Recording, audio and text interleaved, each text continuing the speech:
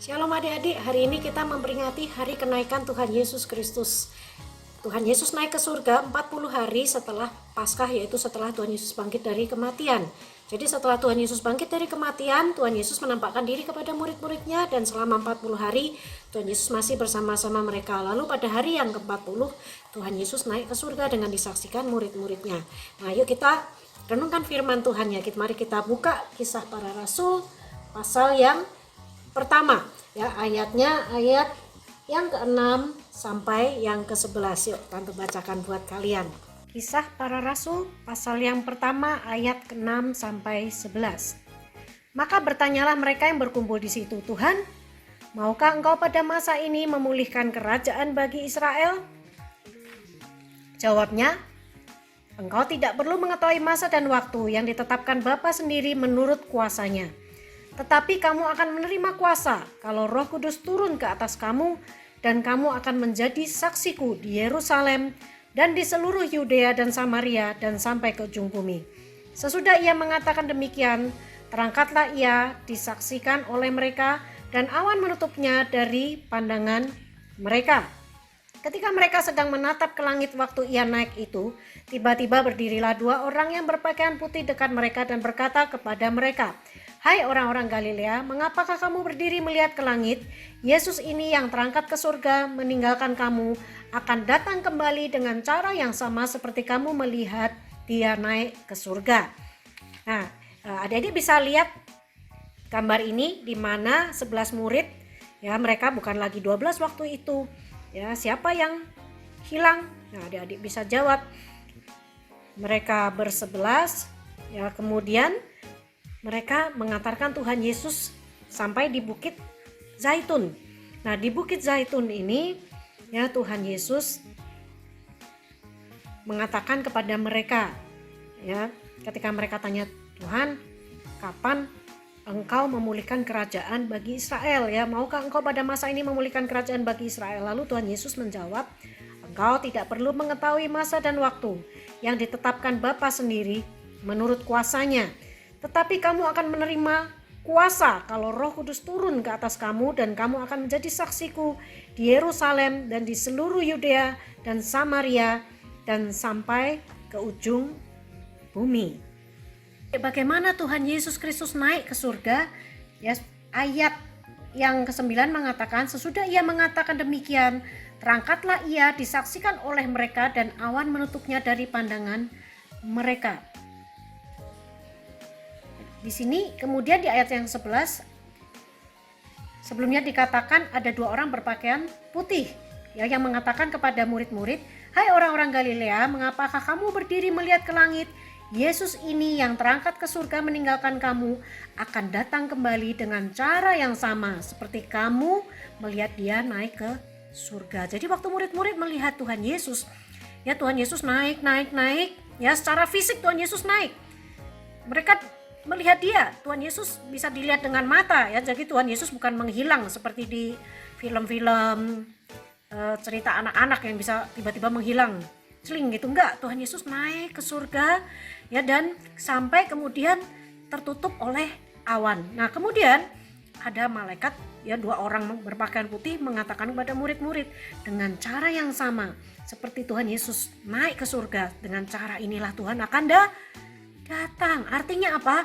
Suatu hari kalau Tuhan Yesus datang, kita akan melihat ya langit terbuka.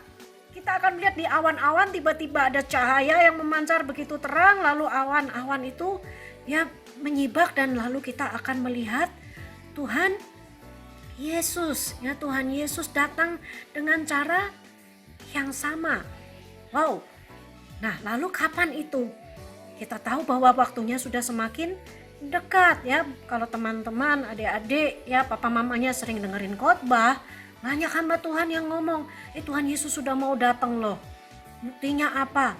Ya buktinya ya sekarang beberapa negara sudah ada yang tidak lagi pakai uang, transaksi mereka pakai chip. Nah, itu ada di kitab Wahyu. Ya, kitab Wahyu mengatakan bahwa ada tanda ya binatang, di mana orang-orang kalau nggak pakai tanda itu mereka tidak bisa membeli dan menjual. Nah, itu sudah mulai ada Ya, lalu wah bagaimana dong? Nah, satu hal yang penting adalah seperti murid-murid, ya mereka dibekali sama Tuhan. Tuhan Yesus pergi ke surga, tapi bukan Tuhan Yesus meninggalkan mereka. Ya, Tuhan Yesus tidak meninggalkan mereka.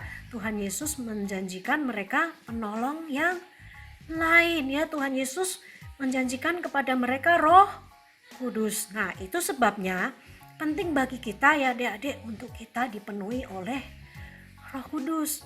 Untuk apa? Untuk kita dituntun oleh Roh Kudus bagaimana cara kita mempersiapkan diri untuk menyambut kedatangan Tuhan Yesus yang kedua kalinya. Nah, jadi kita perlu untuk penuh dengan Roh Kudus. Supaya apa? Supaya Roh Kudus menuntun kehidupan kita. Nah, bagaimana caranya supaya kita dipenuhi dengan Roh Kudus? Nah, yuk kita lihat ayatnya yang ke-14. Kisah Para Rasul pertama ayat yang ke-14. Di sini dikatakan mereka semua bertekun dengan sehati dalam doa bersama-sama dengan beberapa perempuan serta Maria ibu Yesus dan dengan saudara-saudara Yesus. Nah, adik-adik, ini adalah peristiwa di mana murid-murid Tuhan Yesus menunggu di loteng Yerusalem, di sebuah tempat di Yerusalem mereka menunggu untuk Roh Kudus turun. Ini adalah hari Pentakosta. Kita bisa baca di Kisah Para Rasul pasal yang kedua, mulai ayat yang pertama. Tante bacakan untuk kalian. Ketika tiba hari Pentakosta, semua orang percaya berkumpul di suatu tempat. Tiba-tiba turunlah dari langit suatu bunyi seperti tiupan angin keras yang memenuhi seluruh rumah di mana mereka duduk. Dan tampaklah kepada mereka lidah-lidah seperti nyala api yang bertebaran dan hinggap pada mereka masing-masing. Maka penuhlah mereka dengan Roh Kudus, lalu mereka mulai berkata-kata dalam bahasa-bahasa lain seperti yang diberikan oleh Roh itu kepada mereka untuk mengatakannya. Jadi murid-murid Tuhan Yesus ini mereka berkumpul di suatu tempat di Yerusalem untuk dipenuhi oleh Roh Kudus, karena Tuhan Yesus sudah berjanji Tuhan Yesus tidak meninggalkan mereka sendiri, tetapi Tuhan Yesus akan berikan kepada mereka Roh Kudus. Nah, mereka menanti dengan sungguh-sungguh. Di ayat 14 pasal yang pertama kan dikatakan mereka semua bertekun dengan sehati dalam doa bersama-sama. Artinya bertekun. Kita kalau rindu untuk dipenuhi Roh Kudus juga, kita juga harus bertekun, berdoa sungguh-sungguh minta supaya dipenuhi Roh Kudus. Kita harus rindu, punya kelaparan, kehausan, kerinduan untuk dipenuhi oleh Roh Kudus. Kenapa Kak harus dipenuhi Roh Kudus? Karena Roh Kudus yang menuntun hidup kita. Adik-adik mau kan nanti Tuhan Yesus datang gak ditinggal? Ya, kita pengen kan kalau nanti lihat Tuhan Yesus di awan-awan, kita diangkat dan bersama-sama dengan dia. Ya kalau Tante sih sangat rindu, Tante sudah pengen banget ya bisa ketemu Tuhan Yesus. Tante rindu pada saat Tuhan Yesus datang, Tante diingat sama Tuhan Yesus. Nah, supaya kita bisa pada saat Tuhan Yesus datang kita diangkat ke surga, Tuhan mau kita sudah menyelesaikan tugas. Apa tugas kita? Kalau kita sudah terima Tuhan Yesus sebagai Tuhan dan Juru Selamat, kita gak boleh malas-malasan, diam-diam aja, gak ngapa-ngapain, ya santai-santai aja, main game melulu. Waduh, kalau kayak gitu apa Tuhan Yesus waktu Tuhan Yesus datang bisa diangkat gak? Waduh, Tante gak bisa jawab. Ya, tapi yang pasti kalau kita rindu menyenangkan hati Tuhan, kita pasti ingin menyelesaikan tugas kita. Kita pengen ketika Tuhan Yesus datang dia mengatakan, "Sabdalah hai hambaku yang setia masuk dalam kebahagiaan Tuhanmu." Artinya kita bisa menyelesaikan tugas dalam anugerah Tuhan. Karena apa? Karena Roh Kudus yang di dalam kita yang memampukan. Roh Kudus yang bekerja lewat kehidupan kita. Mungkin memang kita gak mampu, kita gak bisa menyelesaikan tugas kita, tapi Roh Kuduslah yang di dalam kita memampukan kita menyelesaikan tugas kita. Kita dijamin sama Tuhan. Itu sebabnya kita perlu untuk penuh dengan Roh Kudus. Maka kan di pasal yang pertama ayat yang ke-8 Tuhan Yesus mengatakan, "Tetapi kamu akan menerima kuasa kalau Roh Kudus turun ke atas kamu, dan kamu akan menjadi saksiku di Yerusalem dan di seluruh Yudea dan Samaria dan sampai ke ujung bumi." Jadi apa tujuan kita dipenuhi Roh Kudus? Supaya kita bisa menjadi saksi Kristus, supaya lewat hidup kita orang-orang bisa kenal Tuhan Yesus, supaya kita punya keberanian dan urapan yang dari Tuhan untuk mewartakan tentang Tuhan Yesus pada mereka yang belum kenal Tuhan Yesus. Ya, itu penting. Lihat ada api-api, lidah-lidah api turun ke murid-murid, mereka yang sebelumnya takut, mereka yang sebelumnya ya tidak punya kemampuan, tidak punya keahlian bicara, ya dengan ada api Roh Kudus. api itu membara di dalam kehidupan mereka. Mereka menyala-nyala buat Tuhan. Mereka on fire, bersemangat. Dan tidak hanya itu, Roh Kudus memberi kemampuan. Mereka bisa berbicara dalam bahasa asing. Ya, mereka diberi bahasa yang baru. Ya, mereka bisa lalu menjadi saksi Tuhan. Dan itulah yang terutama, menjadi saksi Tuhan. Oleh karena itu adik-adik, kita perlu yang namanya dipenuhi oleh Roh Kudus. Ingat bahwa dengan cara yang sama Tuhan Yesus akan datang untuk kedua kalinya.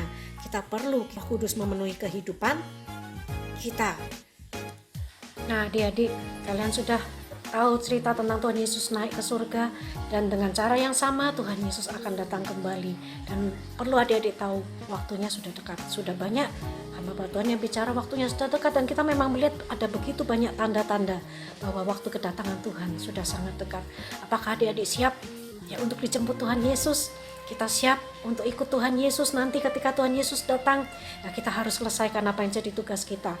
Apa tugas kita? Kita harus memberitakan Injil. Bagaimana caranya kita bersaksi? Nah, itu sebabnya kita butuh Roh Kudus untuk menuntun kita, untuk kita dalam menjalani hidup kita hari-hari ini. Bagaimana caranya juga supaya menjaga kita tidak jatuh dalam dosa, kita hidup dengan penuh hikmat, melakukan apa yang Tuhan mau, kehendak Tuhan dalam ketepatan. Kita perlu yang namanya Roh Kudus. Kita perlu Roh Kudus penuh dalam kehidupan kita. Kita perlu Roh Kudus bekerja dengan kuat dalam kehidupan kita. Nah, bagi adik-adik yang rindu untuk dipenuhi dengan Roh Kudus, ya, kita berdoa bersama. Adik-adik boleh taruh tangan di dada, ya, tangan kiri di dada, tangan kanan boleh diangkat, minta sama Tuhan. Kita mau berdoa, kita minta datang Roh Kudus. Kita nyanyikan lagu Datang Roh Kudusku Doa. Kita doa sungguh-sungguh, kita nyanyi.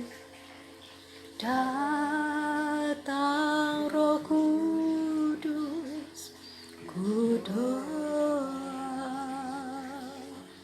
Roh yang manis dan lembut,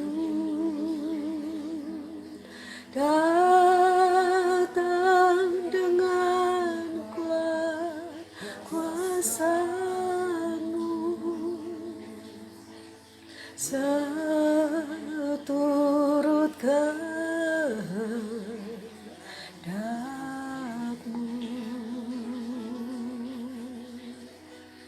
datang Roh Kudus, ku doa. Roh yang manis dan lembut, datang dengan kuat kuasa-Mu, seturut kehendak-Mu. Come, Holy Spirit, I need you. Come, sweet Spirit, I pray. Come with thy strength and thy power. Come with thy own gentle way. Roh Kudus penuhi kami, Roh Kudus kami rindu datang ya Roh Kudus. Bapa penuhi kami dengan Roh Kudus-Mu. Kami rindu Tuhan lawatan-Mu, kami rindu sungguh Tuhan. Urapan Roh Kudus turun dalam hidup kami, penuhi kami, pakai kami Tuhan untuk kemuliaan-Mu. Turun ya Roh Kudus dalam hati kami, kami rindu sungguh Engkau memenuhi hidup kami Tuhan. Bapa Engkau baik, Bapa Engkau Bapa yang baik, yang memberikan Roh Kudus jika kami sungguh-sungguh meminta kami Roh Kudus-Mu. Ada diikuti, Tante berdoa, Bapa yang baik, sebagaimana janji-Mu. Engkau berkata, kalau kami meminta Roh Kudus, pasti Bapa akan beri. Maka kami sungguh-sungguh minta Bapa, penuhi kami dengan Roh Kudus. Penuhi kami saat ini dengan Roh Kudus. Buat hati kami penuh dengan Roh Kudus-Mu Tuhan. Kami rindu untuk mengalami kuasa Roh Kudus bekerja dalam kehidupan kami. Kami rindu untuk menjadi bejana kemuliaan yang Kau pakai Tuhan. Menjadi saksi Kristus sampai ke ujung bumi Tuhan. Kau pakai kami untuk menyatakan kemuliaan-Mu. Kami menjadi orang-orang yang membawa surga turun ke bumi. Kami menjadi orang-orang yang menyatakan kemuliaan Tuhan. Membawa banyak jiwa datang kepada Tuhan Yesus Kristus. Membawa tuayan masuk ke lumbung Tuhan. Pakai kami ya Tuhan. Tuhan, kami tidak mau jadi orang-orang yang hanya berdiam diri. Kami tidak mau jadi orang-orang yang ditinggal. Kami minta Tuhan dalam anugerah-Mu, Yesus, Engkau akan datang kembali dengan cara yang sama seperti Engkau naik ke surga. Ingat kami ya Tuhan. Ingat setiap nama anak-anak JKM. Ingat Tuhan, setiap guru. Kami rindu Tuhan untuk tidak ada yang terlewatkan. Tidak satu pun Tuhan Engkau tinggalkan. Tuhan, ingat kami. Bukan karena kebaikan kami, kehebatan kami. Tapi karena kasih karunia-Mu, anugerah-Mu, dan bahwa Roh Kudus-Mu memampukan kami Tuhan sampai garis akhir, menyelesaikan apa yang jadi tugas kami, bagian kami. Kami finish strong di dalam Tuhan Yesus Kristus dan jadi hamba yang setia sampai akhir, menyelesaikan apa yang menjadi bagian kami. Terima kasih ya Bapa, di dalam nama Yesus kami mengucap syukur. Amin.